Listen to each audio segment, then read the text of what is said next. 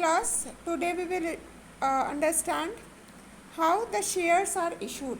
So, issue of shares is today's topic. तो बच्चों, जब हमें शेयर्स को इशू करना होता है तो सबसे पहली बात तो जब हमें कैश चाहिए होता है, ठीक है, एक कंपनी है, उस कंपनी को अगर कैश चाहिएगा तो वो क्या करेगी, अपनी कंपनी के शेयर्स को इशू करेगी। वो पैसा जो उसको द फॉर्म ऑफ कैश मिलेगा, वो पैसे वो किस में लगा देगी, उठा करके लगा देगी अपने बिजनेस की एज अ कैपिटल। दूसरा उसके पास में तरीका क्या होता है शेयर्स को इशू करने का, कि जैसे मान लीजिए किसी कंपनी ने अपने जो है किसी पर्सन से फिक्स एसेट या किसी दूसरी कंपनी से फिक्स एसेट परचेज़ किए हैं, तो फिक्स एसेट परचेज़ करने के पर वो अगर जो है कैश में पेमेंट नहीं करना चाहती है तो वो अपनी कंपनी के शेयर्स उस जो है वेंडर को या उस पर्सन को दे देती है जिससे उसने वो एसेट परचेज़ किया। ठीक है, क्या मतलब हुआ इसका, जैसे मान लीजिए एक कंपनी है ए लिमिटेड, अगर उसने कोई एसेट बी लिमिटेड से ख़रीदा है तो वो कैश ना दे करके क्या करेगी, बी लिमिटेड को अपनी कंपनी के शेयर्स इशू कर देगी, जितने का भी उसने कैश ख़रीदा है, या उससे कम का भी वो जो है उसको शेयर्स इशू कर सकती है, या हो सकता है पार्शियल पेमेंट कर दे, है ना, इन कैश। जैसे 5 लाख रुपए के अगर उसने एसेट खरीदे हैं फिक्स एसेट, तो उसमें से 2 लाख का वो जो है कैश में पेमेंट कर दे और 3 लाख के वो शेयर्स इशू कर दे। ठीक है, तो ये एक तरीका होता है कंपनी के पास में। देन नेक्स्ट टॉपिक, अब आपका बहुत इंपॉर्टेंट टॉपिक है, इसको बहुत ध्यान समझेंगे आप। Terms of issue of shares, क्या क्या टर्म्स होते हैं जब हम शेयर्स को इशू करते हैं। तो शेयर्स को इशू करने के लिए हमारे पास 3 टर्म्स होते हैं, एक होता है एट पार, एक होता है एट प्रीमियम और एक होता है एट डिस्काउंट। अब इन तीनों का क्या मतलब होता है, इसके बेसिस पे ही आपको क्वेश्चंस भी करने हैं। एट पार का मतलब होता है, जैसे मान लीजिए एक शेयर है और उसकी वैल्यू 10 रुपये है, ठीक है, अगर एक शेयर की वैल्यू 10 रुपये है तो वो 10 रुपये पर ही कंपनी इशू करेगी, ये पार है। तो ये 10 रुपये उसकी क्या है, ये उसकी फेस वैल्यू है, ठीक है, फेस वैल्यू या नॉमिनल वैल्यू आप कह सकते हैं, फेस वैल्यू या नॉमिनल वैल्यू है। तो जिस भी जो है फेस वैल्यू और नॉमिनल वैल्यू का जो शेयर होता है, जब वो उसी प्राइस पर इशू होता है तो उसको कहते हैं एट पार। मतलब अगर 10 रुपये का शेयर आप 10 रुपये पे ही इशू कर रहे हैं तो वो जो है एट पार का केस हुआ।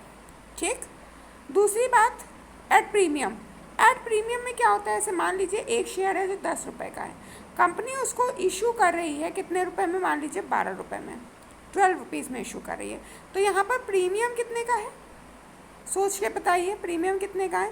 प्रीमियम है 2 रुपये का, क्योंकि 10 रुपये उसकी क्या है, फेस वैल्यू है, और वो इशू कितने पे हो रहा है, 12 रुपये पे। ठीक है, तो उसका प्रीमियम कितना हुआ, 2 रुपये हुआ। तो यहाँ पर कंपनी के लिए ये प्रॉफिट होता है, ठीक है, कंपनी के लिए थोड़ा सा प्रॉफिटेबल होता है, क्योंकि वो जितने की फेस वैल्यू उससे ज़्यादा पे उस शेयर को इशू करती है।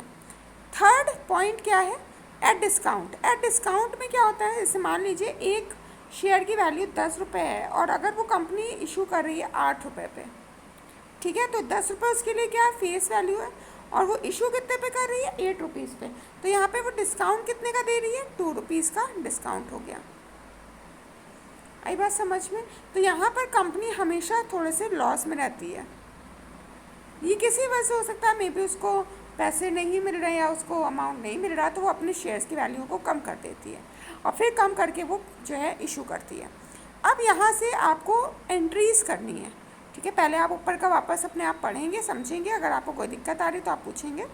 यहाँ से अब आपको एंट्रीज़ करनी है। सबसे पहले एक बात को बहुत ध्यान से समझना है, जैसे मान लीजिए एक शेयर की वैल्यू 10 रुपये है, एक शेयर की वैल्यू 10 रुपये है, तो कंपनी कभी भी, जब भी कंपनी इन शेयर्स को इशू करती है, कंपनी 10 रुपये एक बार में नहीं मांगती है, इसको पार्ट्स में डिवाइड कर देती है। और पार्ट्स में कैसे डिवाइड करती है, पहले इसको मांगती है एप्लीकेशन के साथ इसका कुछ पैसा 10 रुपये में, फिर इसको ये मांगती है अलॉटमेंट के साथ में, फिर इसको ये मांगती है कॉल्स के साथ में। अब कॉल्स आपकी 2 तरह की हो सकती हैं, एक होती है फर्स्ट कॉल और एक होती है सेकेंड कॉल। अगर फर्स्ट कॉल है तो फर्स्ट ही फाइनल कॉल होती है, अगर सेकेंड कॉल है तो सेकेंड फाइनल कॉल होती है। ठीक है, अगर एक ही कॉल में एक ही, आप ऐसे समझ सकते हैं, अगर एक ही इंस्टॉलमेंट में पैसा देना है तो वो फर्स्ट कॉल है, अगर 2 इंस्टॉलमेंट में पैसा देना है तो सेकेंड कॉल ही आपकी फाइनल कॉल होगी। ठीक है, अब यहाँ पर मान लीजिए जैसे एप्लीकेशन पे हमने कहा, तो एप्लीकेशन पे उसने बोला 3 रुपये, अलॉटमेंट हमने कहा तो अलॉटमेंट पे उसने बोला 5 रुपये। कॉल्स पे फर्स्ट कॉल पे हमने 1 रुपये बोला और सेकंड कॉल पे भी हमने 1 रुपये बोला। अब आप इसको काउंट करिए, 3 और 5 कितना हुआ, 8, 8 और 1 10, सॉरी 8 और 1 9 और 9 और 1 10, कितने टोटल अमाउंट हो गए, 10 रुपये। तो मतलब इस 10 रुपये को कंपनी ने क्या कर देना है, कंपनी ने इन 10 रुपीज़ को डिस्ट्रीब्यूट कर देना है। ठीक है, सबसे पहले वो एप्लीकेशन के साथ में कुछ पैसा मांगेगी। अगर एप्लीकेशन के साथ में उसको पैसा मिल गया तब फिर वो आगे फर्दर जो पर्सन्स ने पैसा दिया है उसको शेयर्स अलॉट करेगी, वो अलॉटमेंट के थ्रू होगा। उसके बाद में अलॉटमेंट के बाद में वो कुछ कॉल्स, कुछ इंस्टॉलमेंट बना देगी और कॉल्स के थ्रू बाकी रिमेनिंग अमाउंट मांगेगी। ठीक है, अब यहाँ पर आपको एक बात तुरंत में और समझ लेनी है, जब शेयर्स इशू करे जाते हैं तो एक होता है ओवर सब्सक्रिप्शन और एक होता है अंडर सब्सक्रिप्शन। हमने आपको इसके बारे में थोड़ा बताया भी था जब हमने आपको पढ़ाया था सब्सक्रिप्शन, शेयर कैपिटल के टाइप्स। ठीक है, ओवर सब्सक्रिप्शन क्या होता है पहले तो ये समझिए।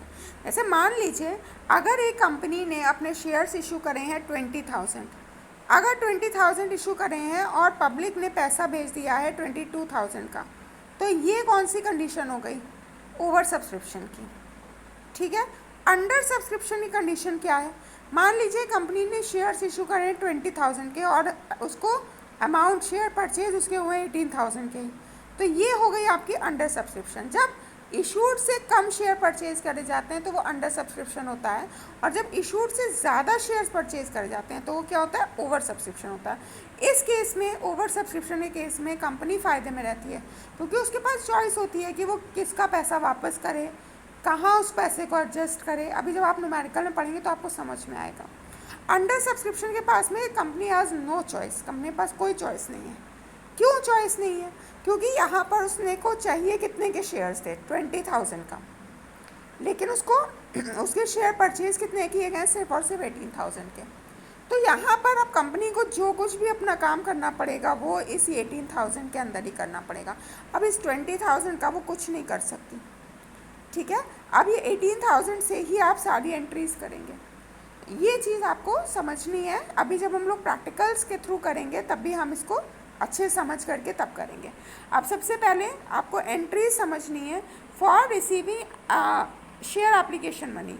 जब कंपनी को शेयर एप्लीकेशन मनी मिल जाती है तो वो एंट्री क्या करती है, एंट्री करती है वो bank account debit to share application account.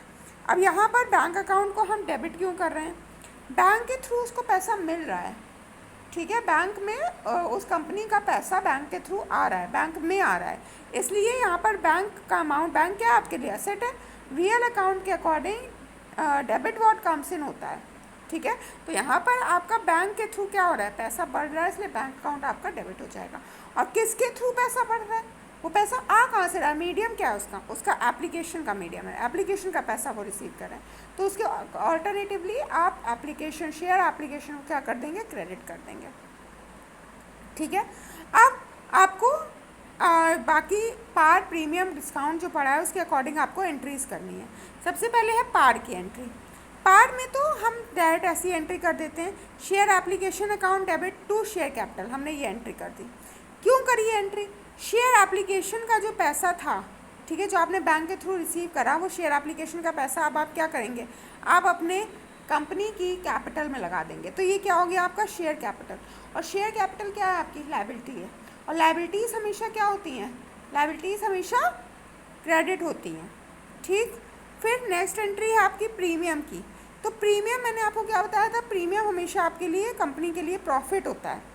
ठीक है, तो इस वजह से नॉमिनल रूल के अकॉर्डिंग हम सिक्योरिटी प्रीमियम को क्या कर देंगे, क्रेडिट कर देंगे।